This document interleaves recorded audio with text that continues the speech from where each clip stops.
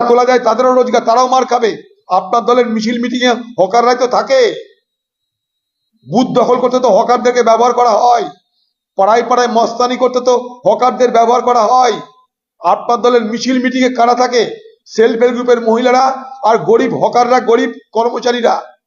এখানকার মিউনিসিপালিটি কেন, সারা পশ্চিমবঙ্গের মিউনিসিপালিটির সমস্ত কর্মচারীদের তাদের তৃণমূল ছাড়া অন্য কোনো রাজনীতি করার অধিকার নেই। অন্য কোনো রাজনীতি করতে গেলে তাদের চাকরি কেড়ে নেওয়া হয়। এই নৃশংসতা বাংলার মুখ্যমন্ত্রী আপনার নেতৃত্বে হচ্ছে। নির্বাচনের পর সেই নৃশংস চেহারা আরো প্রকট হচ্ছে এই বাংলায়। আমরা তার বিরোধিতা করি, 100 বার বিরোধিতা করি। আপনি বলছেন হকারদের জন্য আলাদা করে বাজার করে দিবেন, জায়গা আছে আপনার? কলকাতার বুকে রাস্তায় মাত্র 6% মানুষের চলাচল এবং এলাকা অনুযায়ী রাস্তার পরিমাণ মাত্র 6%। যে রাস্তার পরিমাণ 18 থেকে 20% থাকা উচিত। তার মানে এমনি হচ্ছে কলকাতা বা শহর, এমনি ডেন্সলি পপুলেটেড। তাই আমরা কি করেছিলাম যখন মিউনিসিপালিটি চালিয়েছিলাম, হকারদের যেখানে যা যা ছিল তাদেরকে বলেছিলাম তোমরা হকারি করবে নিশ্চয়ই, তার ব্যবস্থাটা পাল্টে দেব। কি? পুনর্বাসন, ঘর করে দাও, একতলা জায়গায় 5 তলা ঘর করে দাও। পুনর্বাসনের ব্যবস্থা করার নিশ্চয়তা দিয়ে তাদেরকে খালি করতে বলো। কেউ রাস্তায় খোলা আকাশের নিচে, কেউ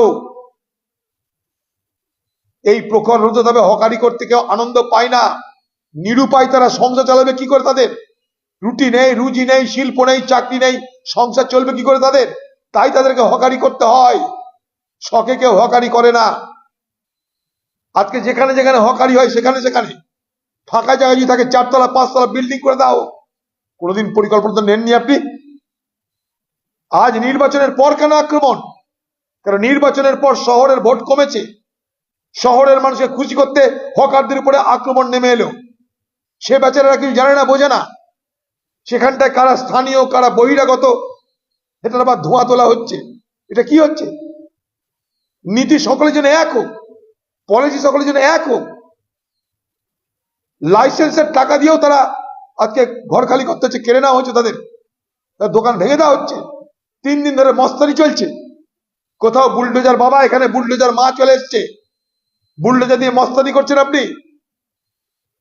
আপনার এই চেহারাগুলো ঢাকা থাকে ভোটের সময়।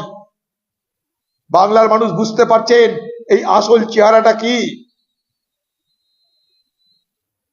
বাংলার মা বোনদের দারিদ্রতার সুযোগ নিয়ে তাদেরকে বিভ্রান্ত করা হয়।